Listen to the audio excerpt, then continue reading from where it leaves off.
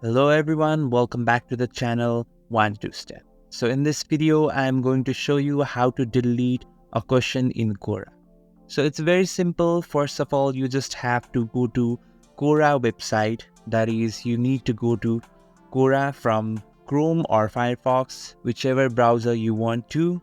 So now here I need to search for Quora.com. Make sure you are already logged in or just log in to Quora.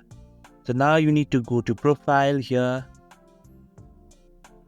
and right after that here are options and you can see your content and stats.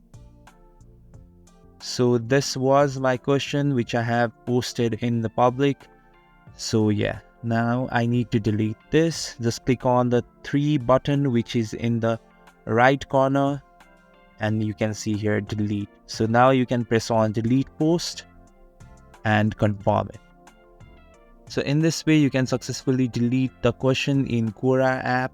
So thanks for watching the video. If you find this video helpful, please subscribe the channel and do comment down below for more content. Thank you.